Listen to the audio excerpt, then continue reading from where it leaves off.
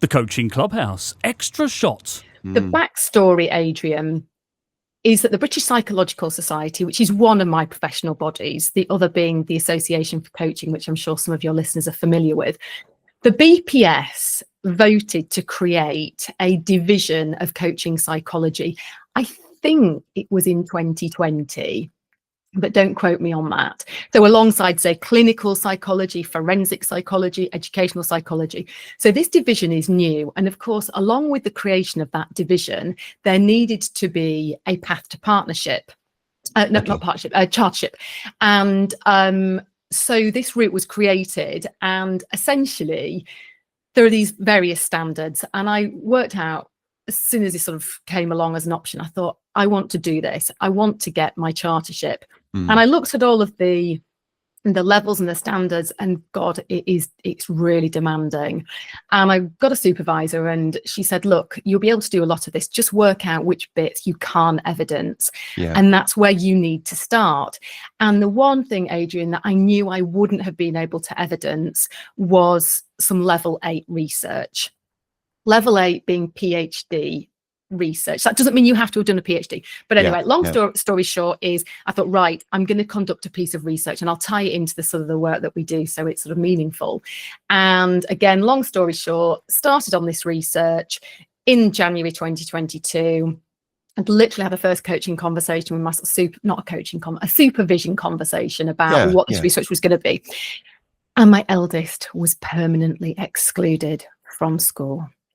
4 months before his GCSEs for persistent disruptive behaviour. Right. ADHD, autism, bit of a nightmare. Youngest was then dreadfully ill. It was annus horribilis. And I thought, I'm going to keep going. I'm going to keep going with this research. And then I just thought, oh my God, let's have a bit of self-compassion here. You cannot try and carry on with this research as well as business as usual and 2 kids. So I had to park the research. And then I came back to it in, was it 2024, 2023? I don't know. Everything's blurring. So it was essentially 3 years to get the chartership because it was the doing the research, and we had participants from ITV, which I will be forever grateful for. And then all the collation of evidence. And there was so much that I had to collate to show that I could demonstrate these 5 standards. So it was a really big undertaking. So it's really nice to sit here and go, yes, I am now a chartered coaching psychologist. I mean, so that your story there makes your achievement even more meaningful. I think so. And I like to think that if something's worth going after, and if it's not straightforward, that you will always find a way to do it. But I think you cannot be pig-headed about this stuff and think, well, I'm going to do it anyway, and I'm going to carry on with my plans as I had them, because you've got to have a bit of self-compassion and realize that's not going to work. I've just got to put it to one side. There was so much frustration on my part, but my focus needed to be elsewhere. So, I've got there now, and that's great.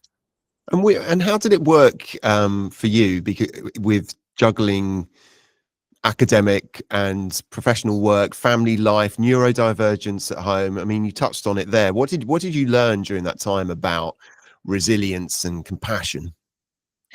Well, I suppose what I learned, and there was so much rich learning that went on in that time, Adrian, is that resilience is not a constant.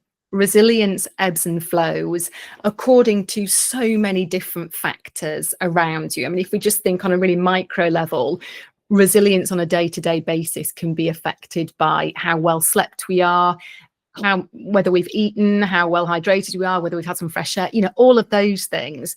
And then on a sort of wider level, I think our resilience is affected by what's going on in our family, the emotional demands that we've got on ourselves, perhaps the physical demands, what's being expected of us in our role. So that's a big thing. Resilience ebbs and flows. It's not a constant. And then there's lots of research around self-compassion. I always get her name wrong. I think it's Kirsten Neff. who's the big researcher around self-compassion.